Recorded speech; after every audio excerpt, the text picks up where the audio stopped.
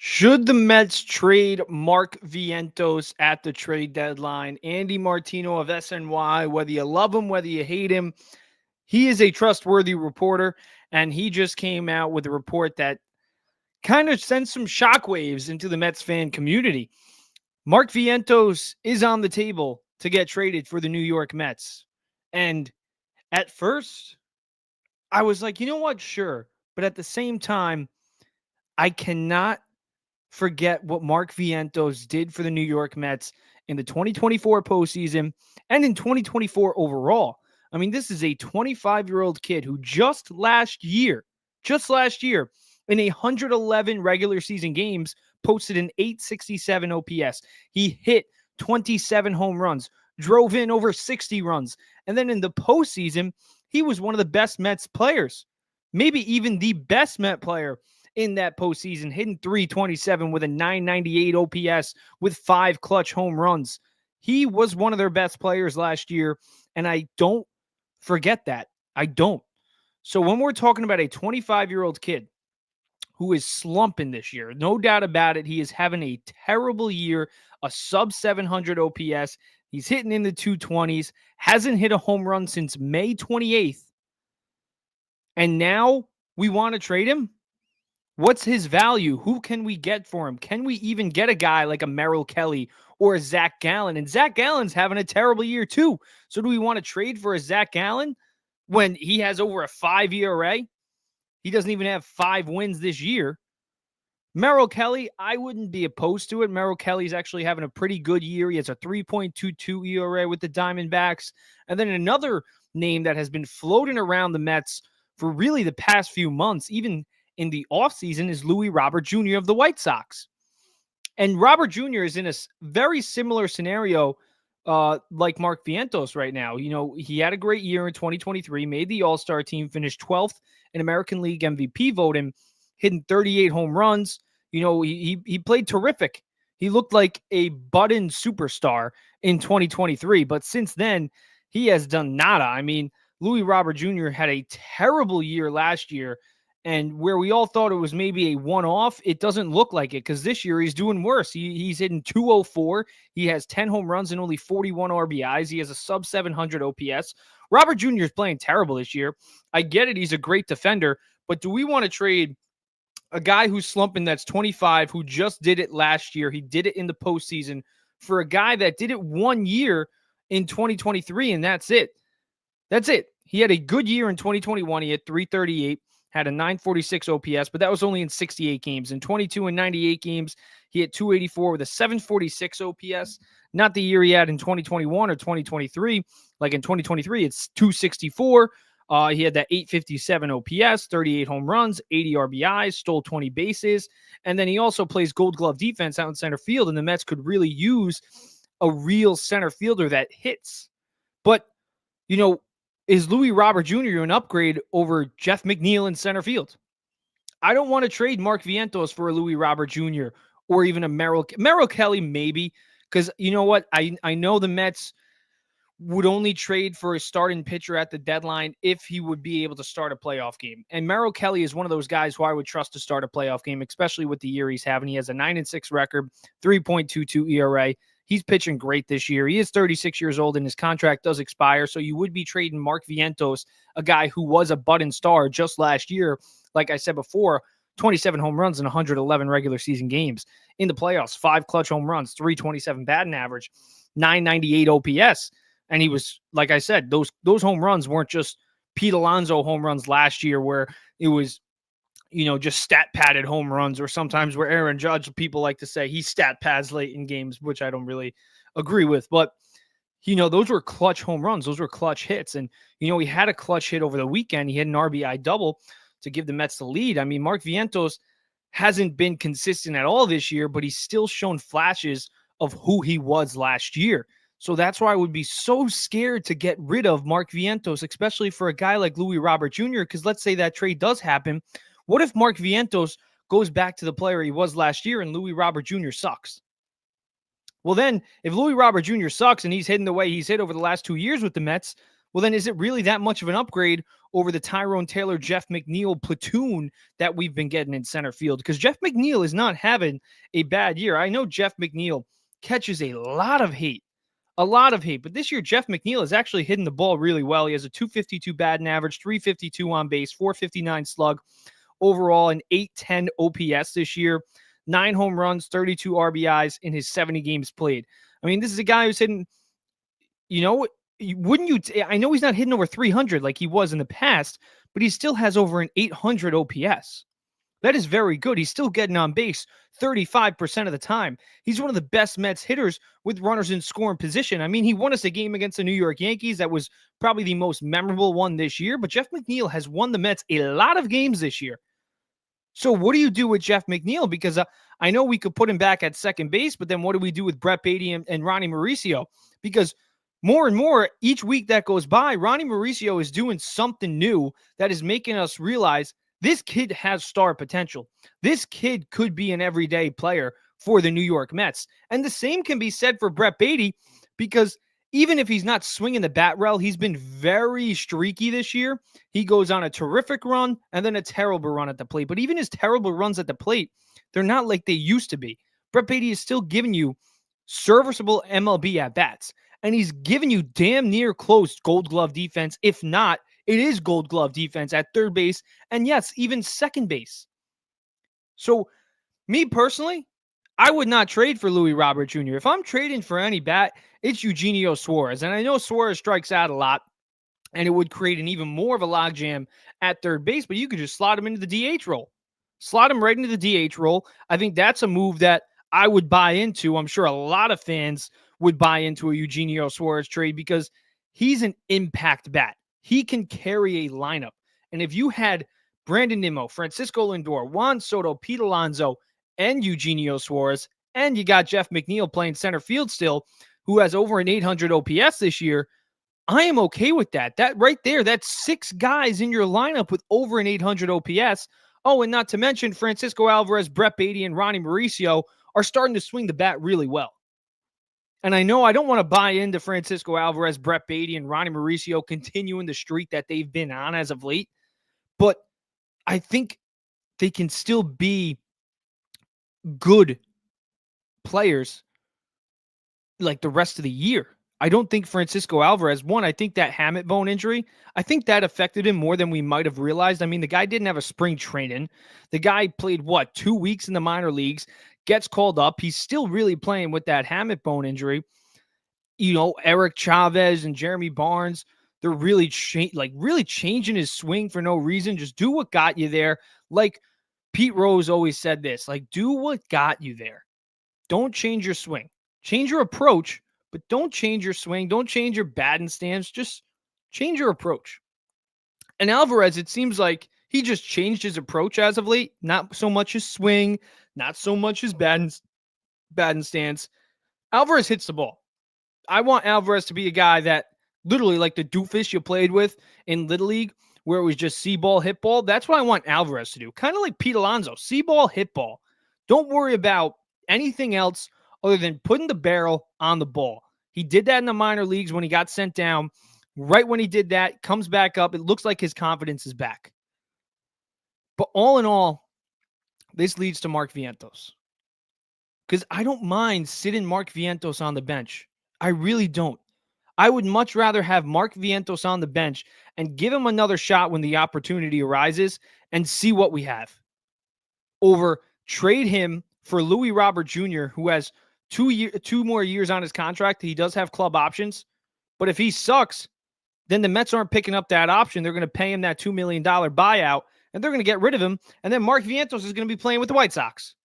And like I said, if we do end up making this trade, a Mark Vientos for a Louis Robert Jr. specifically, and Robert Jr. sucks and Vientos goes on to have a terrific career, or even just an okay career, 750 plus OPS, when he hits 25 plus home runs year after year. Like, if that's who Mark Vientos is, I would rather have Mark Vientos playing third base for the New York Mets or DHing for the New York Mets than a Louis Robert Jr. for 2 more months. Because everyone says, oh, Louis Robert Jr., all he needs is a change of scenery. Look at the analytics.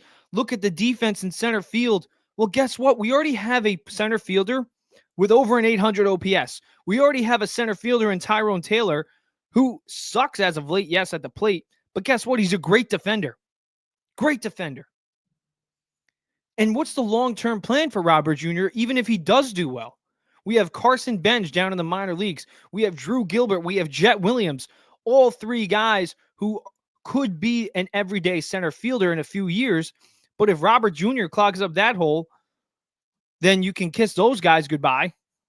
Because Brandon Nimmo signed an 8-year deal just a few years ago. Obviously, Juan Soto with the 15-year deal. Now, listen, if we do trade for Robert Jr. and he does well and he becomes the everyday center fielder for years to come, I wouldn't mind. But I just don't see that happening because of a change of scenery. I think that's all bullshit. It's all bullshit. He doesn't need a change of scenery. You're either good or you're bad. And Louis Robert Jr., for the past 2 years, has not been just bad. He's been terrible. I mean, I saw a video of the guy just the other day of him jogging to first base. Jogging to first base. He is had one good year. Literally the same thing as Mark Vientos. And I know Mark Vientos only hit 27 home runs compared to the year that when Louis Robert Jr. had a good year. He had 38 home runs. But it really wasn't that drastic of a difference. And this is a guy who strikes out a ton. Even in that year in 2023 where he hit 38 home runs, he struck out 172 times. Last year, he struck out 141 times in 100 games. This year in 85 games, he struck out 95 times. He's averaging over a strikeout a game. That's not good. That is not good. Oh, and guess what? He doesn't walk. In 2023, he drew just 30 walks. 30. So when you compare, if I didn't tell you the names of these guys, because like I said, everybody hates Jeff McNeil, but you're all going to know these numbers now because I just said them and I said the players around them. But if you could choose from a guy in center field that's hitting 204, 293 on base, 632 OPS, only has 10 home runs, only has 41 RBIs, he's already struck out 95 times in 85 games. Would you rather have that guy in center field, who, don't get me wrong, is a great defender, but he struck out 95 times in 80 games, and he's hitting low in the low 200s, has a terrible OPS? Or would you rather have a guy who's not the best center fielder in the world defensively, but in 70 games this year, he's only struck out 27 times, he's hitting 252, gets on base 35% of the time, has an 810 OPS. Oh, and in those 70 games, he has one less home runs. He only has one less homer. He has 9 home runs in 10 less games. Who would you rather have? The slightly worse defender, who's a much better hitter, or a superior defender in center field, who's a terrible hitter? I'd rather have option B. Option B is Jeff McNeil. I'd rather have that guy play center field. And then in late game situations, you can plug in Tyrone Taylor. And if you want to keep Jeff McNeil's bat in the lineup, you put him at second base. Let's say you sub out a Brett Beatty or Ronnie Mauricio. But if all works out well, Ronnie Mauricio is playing third, Brett Beatty's playing second, and McNeil's playing center in my plan. And I don't mind that plan because we all shit on this offense. We all think this offense sucks, right? Oh, how do we keep winning one-run ball games? Like yesterday, runners in scoring position has haunted the Mets all year. Even yesterday, only 5 runs. 2 days ago, we won. We're on a 7-game winning streak, but we won that game 2-1. That's not sustainable, right? It isn't. But really, all we need the Mets to do is just start hitting with runners in scoring position. We need the bottom of the lineup to contribute, and it's starting to contribute.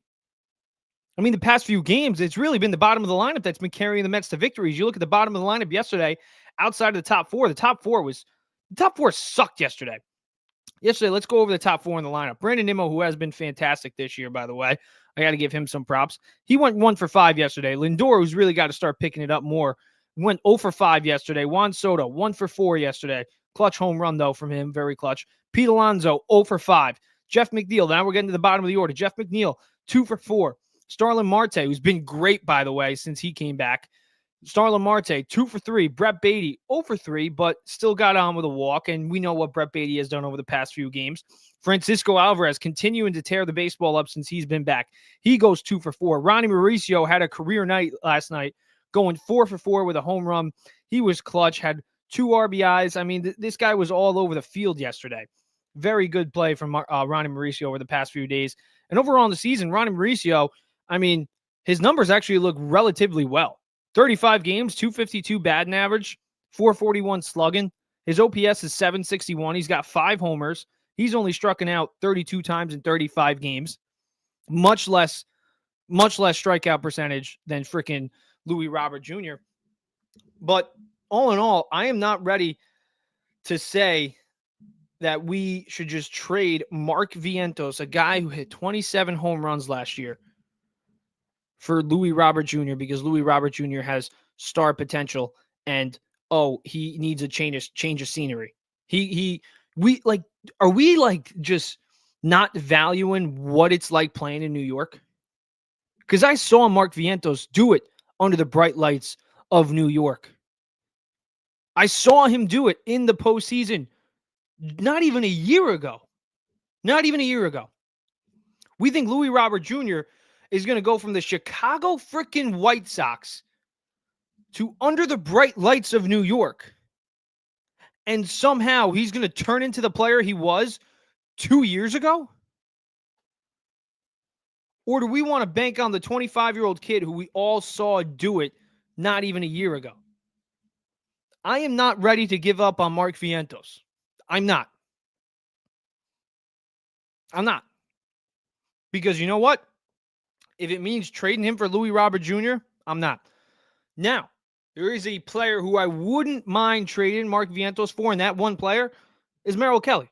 I said it before. Merrill Kelly, I think, would make a lot of sense. If the Mets cannot acquire another reliever to add to the bullpen, somebody really to set up Edwin Diaz. I love the addition of Gregory Soto. I think that's a great addition. We traded peanuts for him. Nobody even knew these prospects' names until they got traded. And now every Met fan on Twitter, I get it. Everybody has PCA, PTSD, but we got to give that up.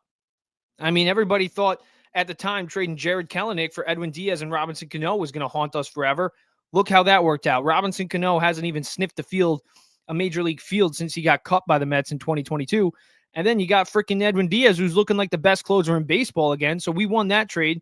You win some trades and you lose some trades. And this is a trade that I think we're going to win because Gregory Soto did look great last night.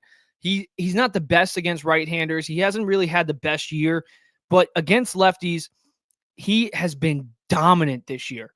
And when you factor in, if the Mets make the postseason this year, and I say if, even though they have a 1.5 lead over the Phillies and they're on the 7-game winning streak, they're 19 games over 500, I still say if. I think they will, but if. But all in all, Gregory Soto, great addition. And if we can't add a reliever at the deadline, if we can't find that reliever, like Emmanuel Clase, he ain't getting traded anymore. If you haven't heard, he's under investigation for gambling. So he ain't getting traded anywhere. He's stuck, at least until this thing gets over with, this investigation. But if I had an option, I would trade for a starter like Merrill Kelly. I would avoid Zach Gallen.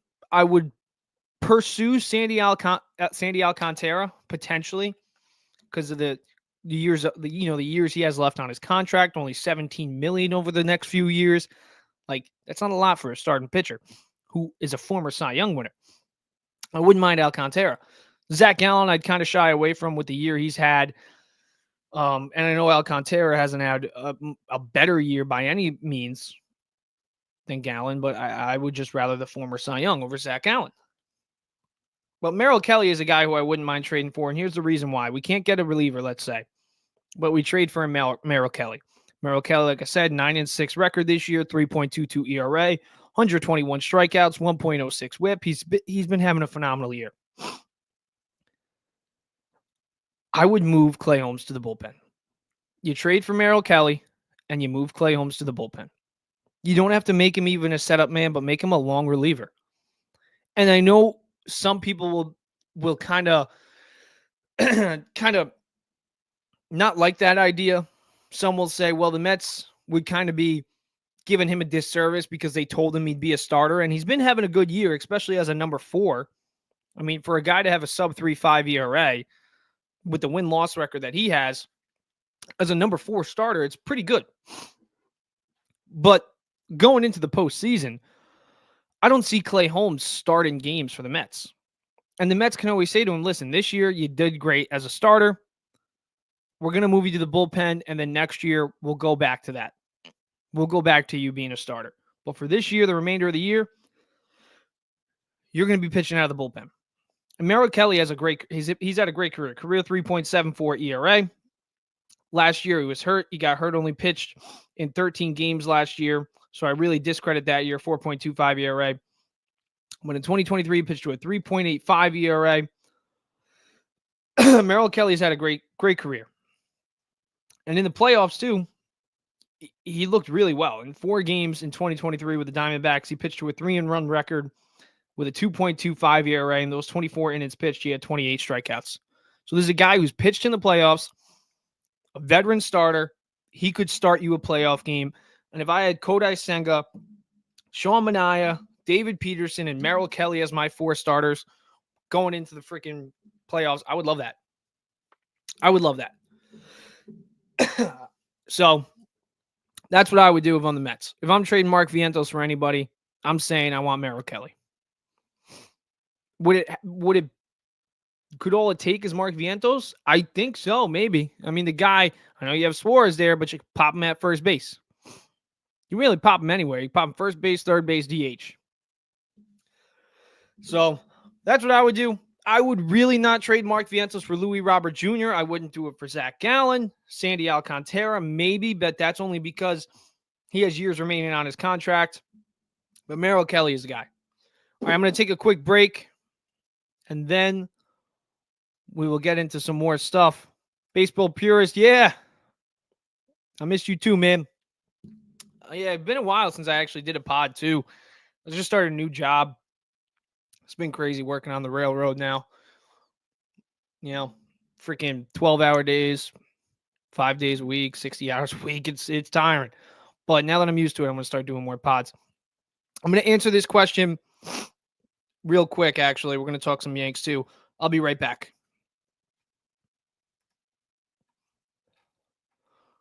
What? Where's all my video clips?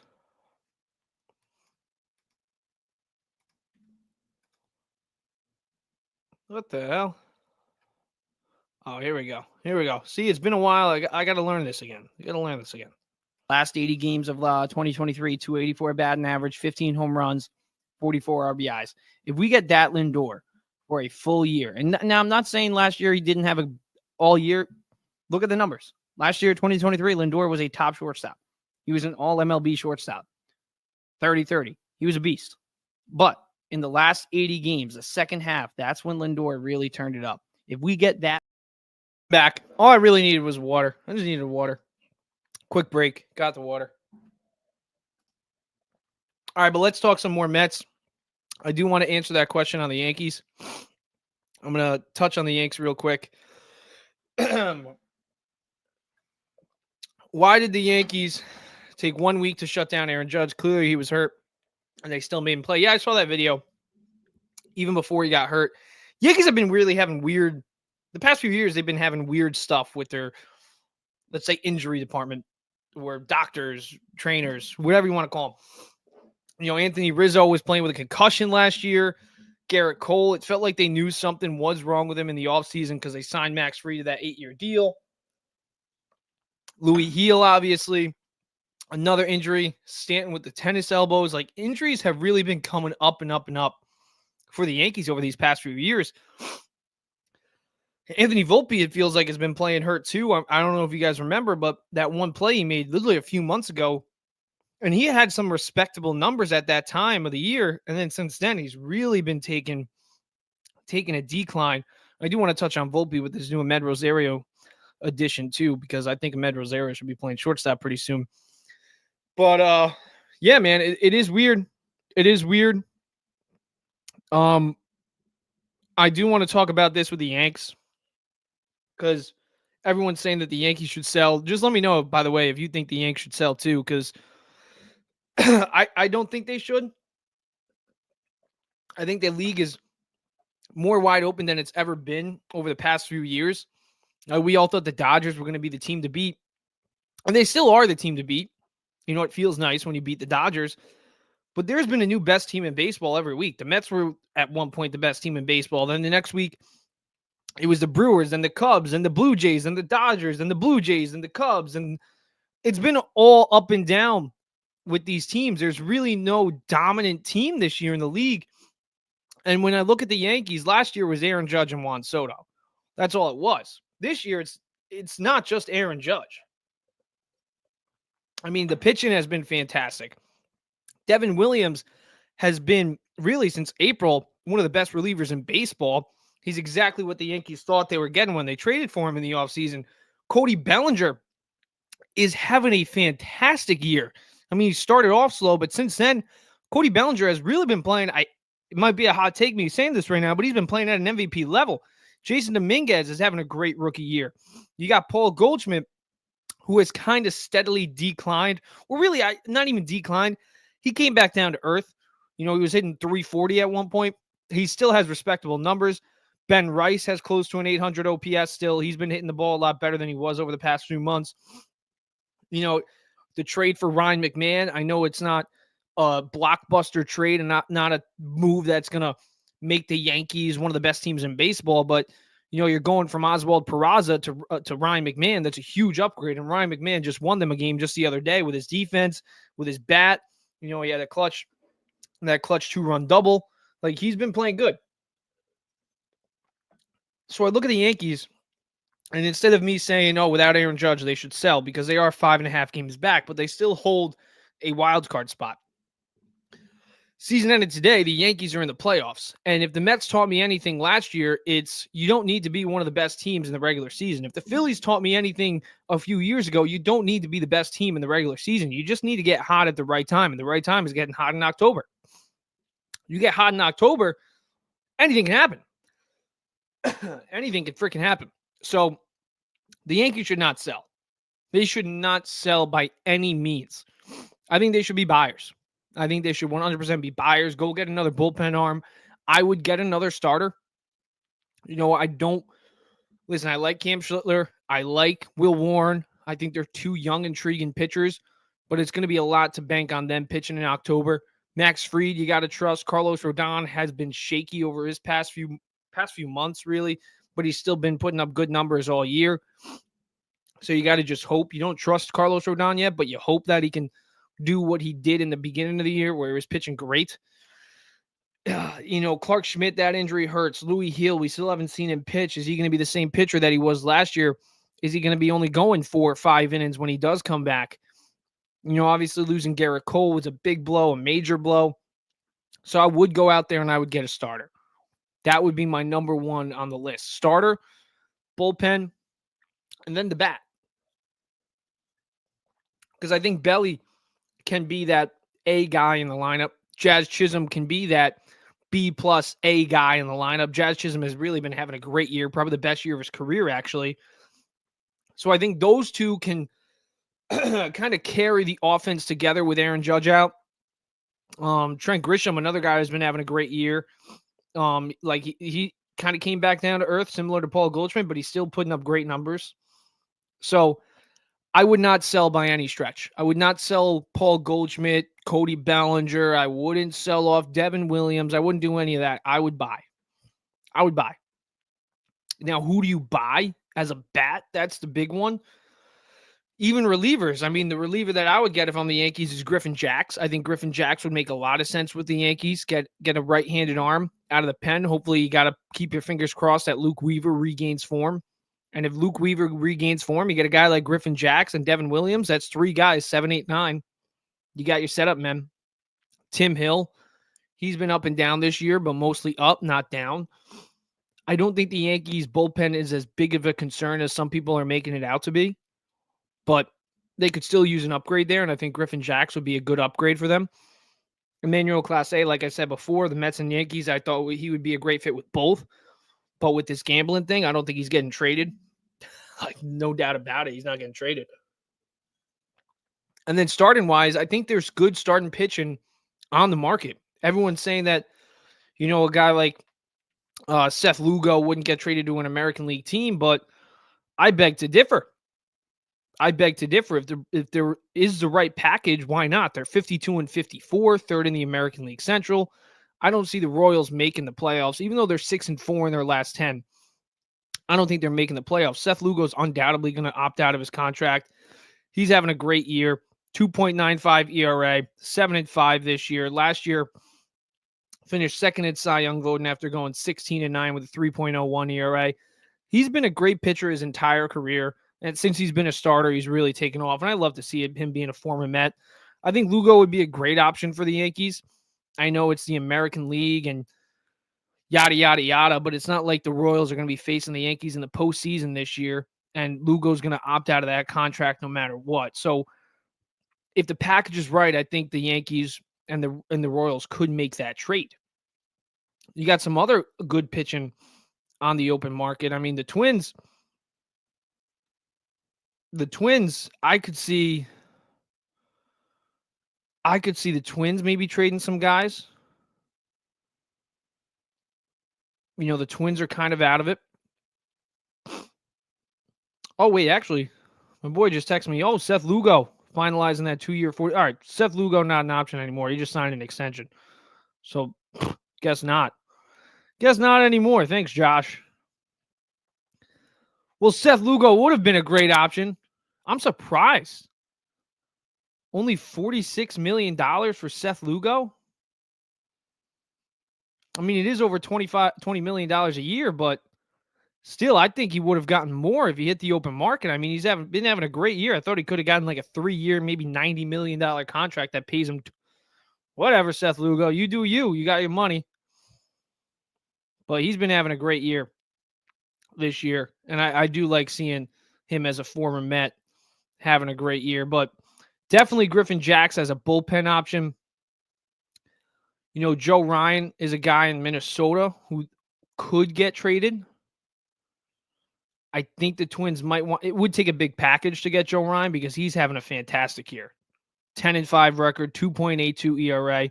He'll be a free agent not this year. He'll be a free agent in 2028, arbitration eligible after this year. But I mean, he's a guy that could get the Twins a ton of prospects. I mean, he's having a fantastic year, and he's only 29 years old. I think the best has yet to come for Joe Ryan, too. I mean, he's gotten better and better each year. 2022, he had a great year, 3.55 ERA in 27 starts. 2024, just last year, 3.60 ERA, 23 starts. And then in 21 games this year, he's pitched to a freaking phenomenal ERA. His whip is probably the best part about him this year. He has a .92 whip. So, yeah, I would trade for a starter.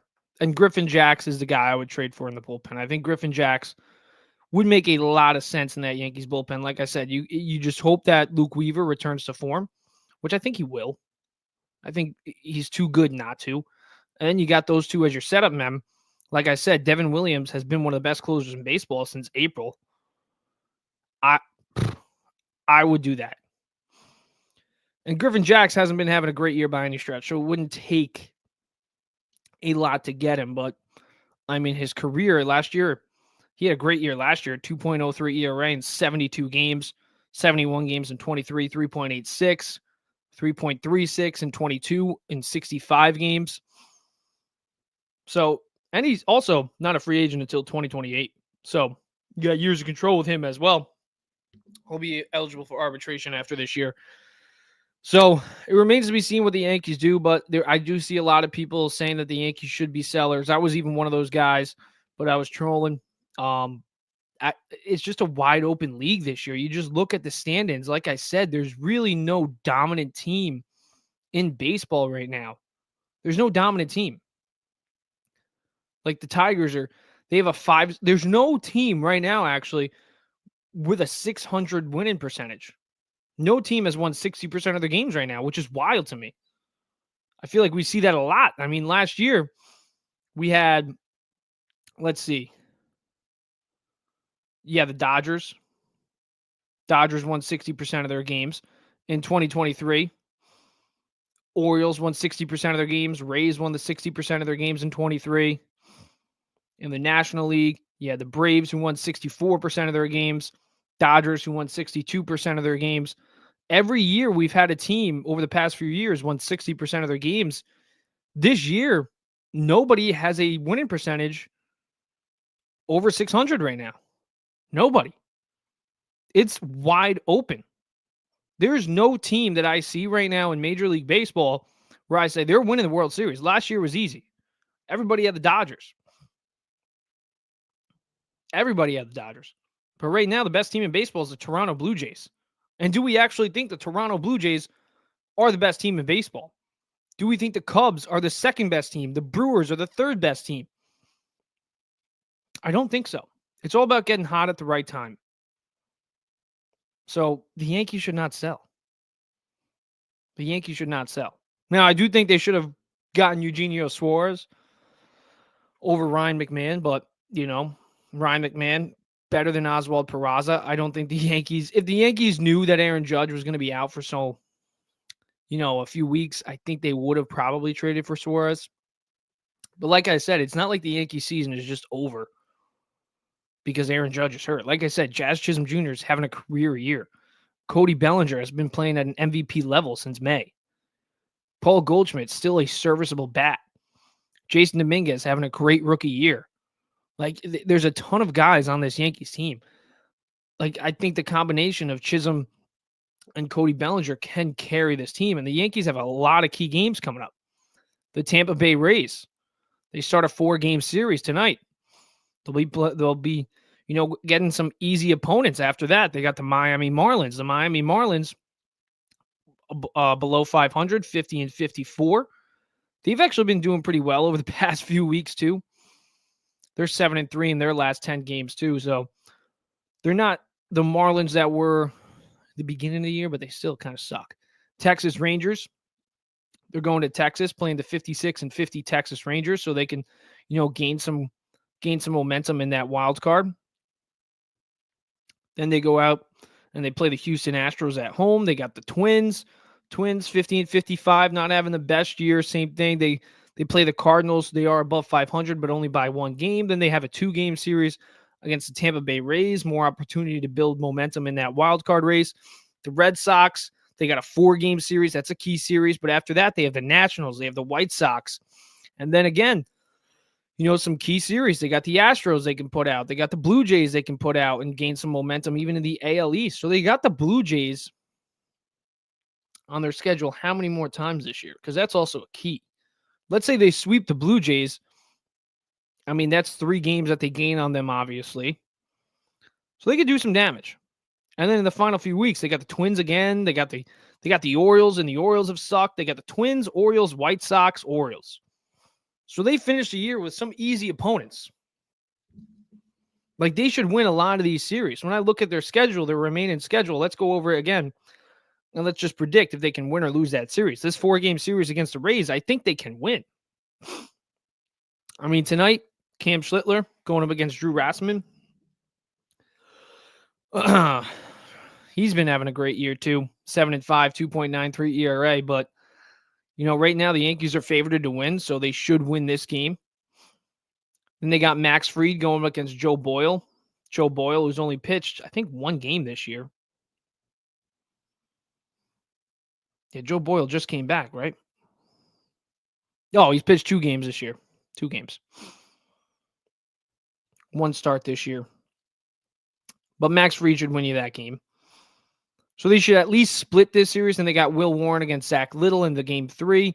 And then Marcus Stroman in the final game. But they should win that series. They should win the series against the Marlins. So that's 2 out of 2. Texas Rangers, they can win that series. That's another winnable series. The Astros, let's give the Astros that one. So that's 3-1. Twins, they should win that one. 4-1. Cardinals, they should win that one. 5-1. Rays, they should probably win that one. 6-1. Red Sox, they got to get some payback against them. So that's 7-1. Nationals, easy. White Sox, easy. Astros, I don't know. Blue Jays, I don't know. Tigers, I don't know. Red Sox, they should win. Twins, they should win. Orioles, they should win. White Sox, Orioles, they should really only lose their next, out of the remaining games, they should maybe lose 3 or 4 series. And if they can do that, I think the Yankees could still win the AL East. It's going to be tough. But the question is, are the Blue Jays actually the best team in baseball? That's the question. 5.5 games back in late July. That's tough, but it's doable. It's doable. I saw the Mets lose a 6 or 7 game lead. Yeah, 7 game lead with like 14 games left in 07. So anything can happen. And with the World Series is not locked in right now. Like last year, everybody knew the Dodgers were going to win. Nobody knows who's going to win this year. And they're going to get Aaron Judge back. The only interesting part about this scenario is, what do you do with Giancarlo Stanton? Because Aaron Judge isn't going to be playing right field. So what do you do with Stanton? That's a topic for another day. All right, but that's all I'm talking about today. Basically, Yankees don't sell. Mets don't sell Mark Vientos for Louis Robert Jr. I would hate that move. But that's all for today. Glad to be back. I'm going to probably go live sometime else this week for the deadline. And hopefully if the Mets keep winning games, I'll stay happy. All right, that's it for me today. Thank you guys for watching. I'm out of here. Deuces.